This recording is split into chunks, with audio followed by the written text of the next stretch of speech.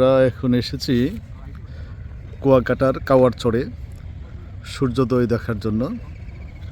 Kuakata sea beach, ভোরের ছবি। আমরা অপেক্ষা করছি সূর্যোদয়ের। এই পয়েন্টটা থেকে সূর্যোদয় দেখা যায়। অসাধারণ দৃশ্য। সূর্য ওঠার আগে রঙিন আভা ছড়িয়ে পড়েছে আকাশে।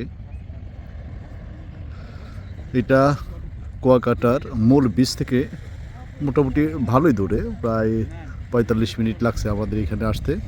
এটা কাওয়ারচর নামে একটা জায়গা আছে, সেখানে সূর্যোদয় দেখা যায়। কুয়াকাটা বাংলাদেশের একমাত্র সি বিচ যেখান থেকে সূর্যোদয় এবং সূর্যাস্ত দুটোই দেখা যায়।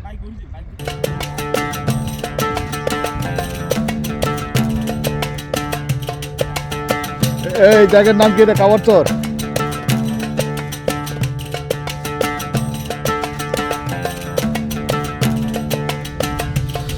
আমরা আছি সিকুইন খ্যাত কুয়াকাটার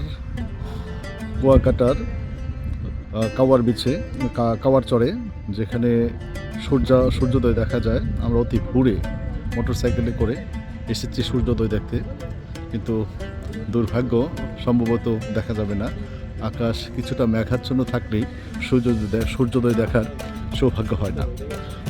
এই যে সম্ভবত সূর্যটা উঠে গেছে, বাট আমরা দেখতে পাচ্ছি না।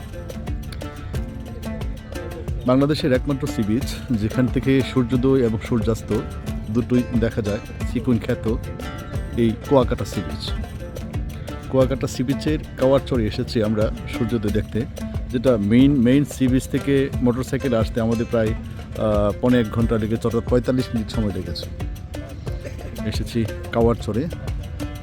আমরা এখন অপেক্ষা করছি সূর্যোদয় দেখার জন্য, কিন্তু দুর্ভাগ্য সূর্যোদয় দেখা যাবে না, কারণ কিছুটা মেঘাচ্ছন্ন এবং অন্ধকার থাকায় আকাশ কিছুটা মেঘাচ্ছন্ন এবং অন্ধকার থাকায় সূর্যোদয় দেখা যাচ্ছে না। বাট এখানের যে সূর্য ওঠার সময় যে সিনারিটা, সেটা না দেখলে যে কেউ মিস করবেন।